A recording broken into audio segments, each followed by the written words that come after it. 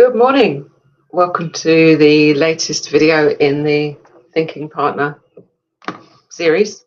Um, Let me get into this. I was actually having a conversation with someone who works as a relationship coach recently. We found a weird parallel with our work because they often say that you should not go to bed on an argument. Um, I think that's really good advice. I'm not a relationship coach though, so that's not my thing, and I have a slightly different take where I would say it's okay to go to bed on a problem. Uh, well, let's paint the picture. You went to bed with something unresolved. It could be a difficult conversation you were not sure how to handle, or a decision you were getting stuck on, or you've been weighing up the pros and cons and 1,000 different factors, and it's something that's weighing really heavily with just so many feelings attached to it that you weren't feeling able to think clearly about it anymore. So you lay there for a while, you're turning over, you're switching to the cold side of the pillow. Eventually you fall asleep. You hadn't figured it out.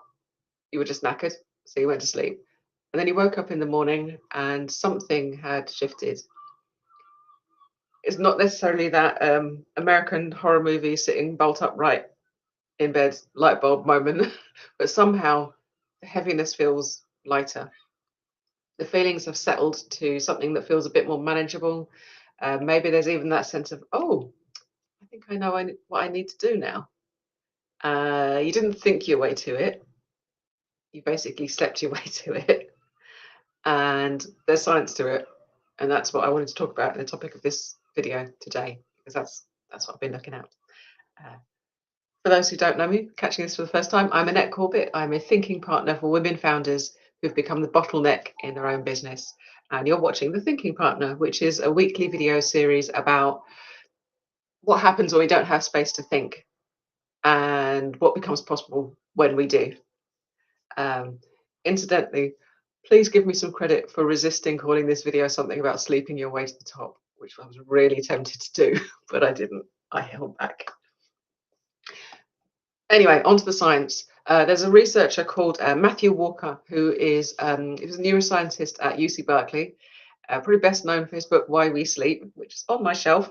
I haven't read it yet, but it's on the list. He spent decades studying what the brain actually does while we're unconscious, while we're asleep. And one thing he discovered is that REM sleep, so that the dreaming, the really deep stage of sleep, is the only time when the brain is completely free of a particular neurochemical called noradrenaline. I'll be there checking my notes. Basically, it's like the brain's anxiety chemical, and it's what gives difficult experiences that kind of the sharp edges, the emotional charge. It's what lends weight to experiences that might not necessarily feel like they merit them or need them, if that makes sense. So during REM sleep, that noradrenaline, that chemical, is completely suppressed. It's just not in the picture. So while the brain is in that chemically calm state, it replays emotional memories, it processes them, it integrates them, it works through all of this stuff, but without that kind of stress response attached.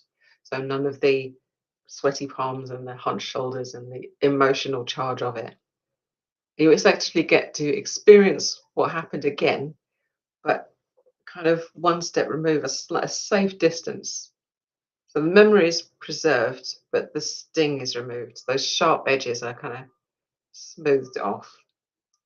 Walker actually refers to this as overnight therapy, which I kind of like. And it's a measurable neurological process, apparently. And this is why the difficult thing can feel less difficult in the morning. It hasn't lessened in importance. You certainly won't have forgotten about it. It's probably still very present. It's still a problem to be solved. But what's happened is your brain has spent the night doing some emotional processing in the background. The stuff that, like in the heat of the moment of the experience and the reaction, felt probably like impossible. Now, the reason I wanted to talk about this week is because it kind of links with last week's episode. So if you watched last week's episode, if you didn't, go back and watch it. You'll remember I talked about the default mode network. And that's the part of the brain that does its best, like creative and connective and lateral thinking when we're not like actively, effortfully focusing on a task. It turns out that during REM sleep, basically that same network is highly active. So they are really closely linked. So that overnight processing that we're talking about today isn't separate from what I discussed last week. It's a similar mechanism. It's just kind of running on a longer time scale. So yeah, 7 hours of sleeping instead of 20 minutes of meditating or pausing or going for a walk or whatever it is you do. So it's your brain doing its best work again, precisely when you've stopped trying to force it to do its best work. Now, let's talk about decisions as well. Not not that sort of emotionally charged stuff, but the actual kind of business problems, the kind of nitty-gritty of things like strategy. And I was doing a bit of research on this. The evidence here is interesting, but I want to be honest with you, it's not as clear. It's a bit more mixed to that kind of emotional processing research. But there is a consistent thread running through it that I thought was worth sharing, especially for my founder watchers. So several studies have found that women, well, not just women, I work mostly with women, hence the Freudian slip there. Several studies have found that people who sleep between encountering a problem and trying to solve it are significantly more likely to find the solution as people who stay awake and keep plugging away at it. I read that off my notes because it feels important. I'm going to say it again. People who sleep between encountering a problem and trying to solve it are significantly more likely to find the solution than people who stay awake and keep plugging away at it. I'd written that in bold. The theory is that during sleep, the brain does something similar to that default mode network. It makes connections. It draws links between things that may not have been obviously related. It reorganizes information in ways that that sort of effortful pushing through conscious thinking simply can't access because it's working in a completely different way. And you've probably experienced this. You've gone to sleep with a problem that felt intractable, and you've woken up, and sometimes before you've even fully surfaced, it's like something's been handed to you. It's like you woke up with something that felt like an answer, or at least a direction. Just something had shifted a little bit, and that's your brain doing the work that you weren't conscious of below your level of awareness while you're sleeping, and it's work that can only happen when you stop trying to like force it. I want to look at the flip side of this for the moment because one of the other reasons this is on my mind is one of my coaching clients on the very much the coaching side. We were talking about the first thing she wanted to deal with was her sleep, like sleep hygiene. What can she do to get more sleep? So a really practical solution, but it did make me think about this whole idea of the processing the work that we do while we're asleep and how much more clarity we can have when we manage to get more sleep. Uh, I know a lot of you will work into the night.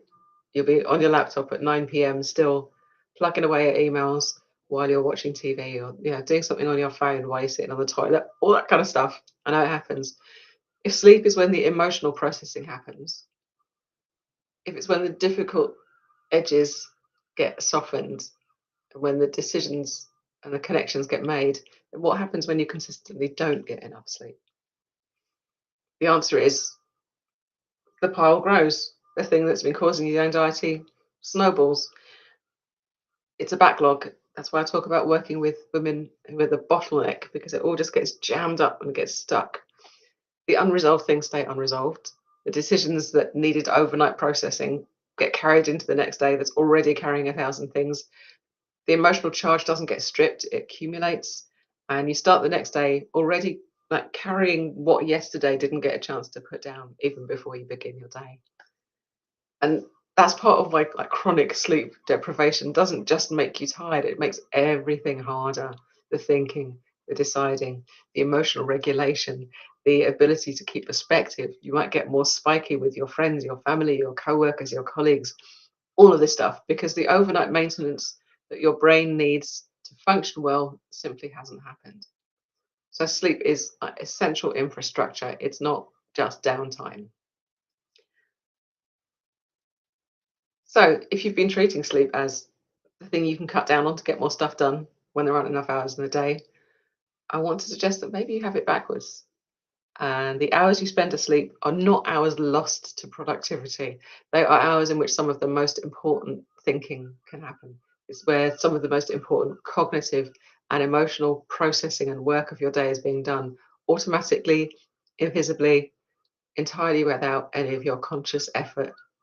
That decision you can't make, sleep on it, literally.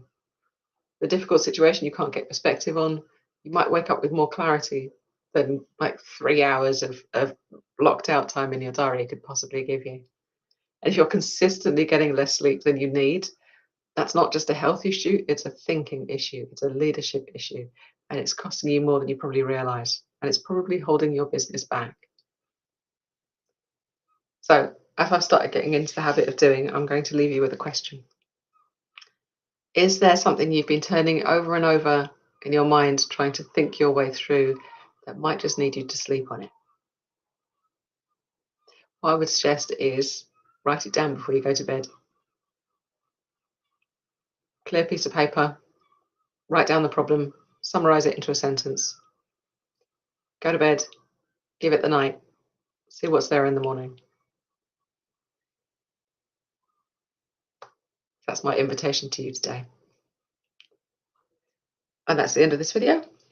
I'll be here next Wednesday with another piece of this. I started doing some other sort of random short videos as well, which I will be uploading whenever the mood calls me. If any of what I've shared today resonates, I'd love to hear from you. Drop me a message, pop something in the comments.